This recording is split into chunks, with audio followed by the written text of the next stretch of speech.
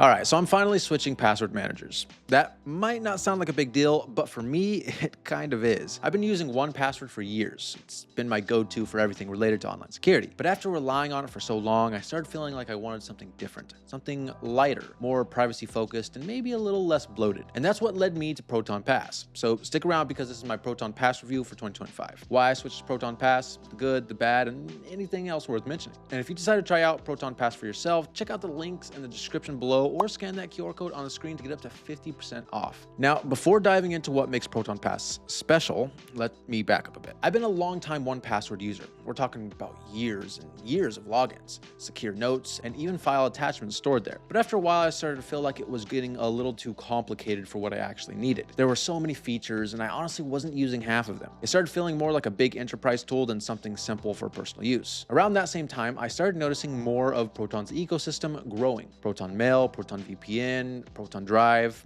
all focused on privacy and security. I already trusted them with my email and browsing, so when I heard about Proton Pass, I figured I might as well give it a shot. I didn't expect to switch completely, but the more I used it, the more it just made sense. Now, when I started digging into Proton Pass, the first thing that stood out to me was its focus on privacy. This isn't just marketing talk either. Proton Pass uses end-to-end encryption, which means everything is encrypted locally before it even touches their servers. Even Proton itself can't see what's inside your vault. It's built on the same zero-knowledge architecture that Proton Mail uses, which I already trust. And since it's open source, anyone can audit the code. That kind of transparency is rare and really refreshing. But the part that really won me over wasn't just the encryption. There were two specific features that I think more people should be talking about: aliases and passkeys. Let's start with aliases because this is what hooked me. Proton Pass lets you create unique random email aliases for every website you sign up for. So instead of using your real email, you use one of these aliases and all the messages get forwarded to your actual inbox. The best part, if one of those aliases starts getting spammed or leaked, you can just deactivate it instantly. So there's no need to change your main email or dig through spam filters. It's just gone. And then there's passkeys. This is one of those newer technologies that finally started to catch on, and Proton Pass does it really well. Passkeys basically replace passwords with a secure, passwordless login method that uses cryptography instead of text-based passwords. It's faster, safer, and feels way more modern. Not every site supports it yet,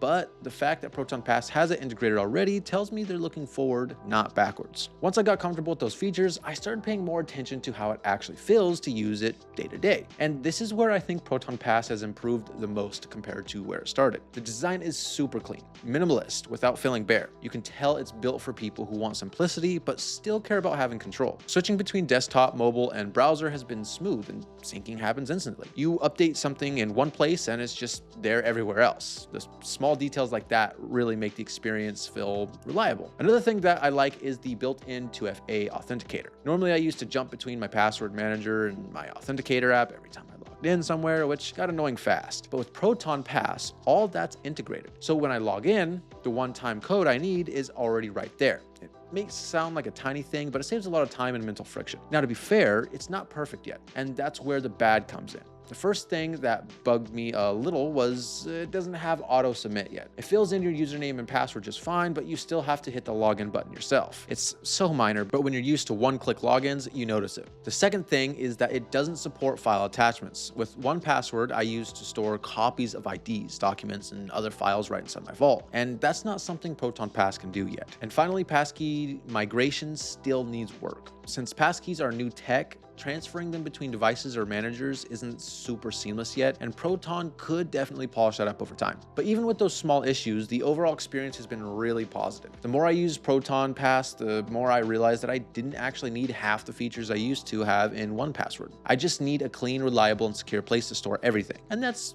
exactly what this is. Also, Proton Pass does have a free plan, and it's honestly one of the more generous ones out there. You still get unlimited passwords, device sync, and up to 10 aliases right from the start, but where it really starts to shine is with the Plus plan. For around $5 a month, you unlock unlimited aliases, dark web monitoring, and this advanced Proton protection layer called Proton Sentinel, which helps spot suspicious activity before it becomes a problem. If you're serious about keeping your data safe, the paid plan just makes way more sense long term. It's the kind of upgrade you don't regret once you have it. What's also great is how it fits right into the Proton ecosystem. If you're already using Proton Mail or Proton VPN, it all connects naturally. You're signing into one secure account and everything's protected under the same privacy standards. standards. You can tell Proton is trying to build a full privacy suite, not just a bunch of separate tools. And Proton Pass is that missing piece that ties it all together. And switching over from 1Password turned out to be way easier than I expected. The import process worked smoothly and I didn't lose anything important. Within 20 minutes, I was fully set up. And since then, I haven't felt like I've downgraded at all. If anything, it felt more like a step in the right direction. The simplicity of it is what keeps me using it every day. So to wrap this Proton Pass review up, here's where I stand. It's not perfect yet, but it's easily one of the most promising password managers heading into 2025. It nails the privacy aspect, it's lightweight, and it already does a lot of things better than most competitors. The free tier alone makes it worth trying, and if you're already part of the Proton ecosystem, it's kind of a no-brainer. I moved from 1Password to Proton Pass because I wanted something more focused on privacy, less on flashy features, and so far it's been the right move. If you want to check it out, you can find the link in the description below, or go ahead, scan that QR code on the screen to get up to 50% off Proton Pass. And before you go, I want to hear your thoughts. Have you thought about switching from another manager to Proton Pass? What's the feature that matters most to you? Privacy, design, or just convenience? Let me know in the comments below.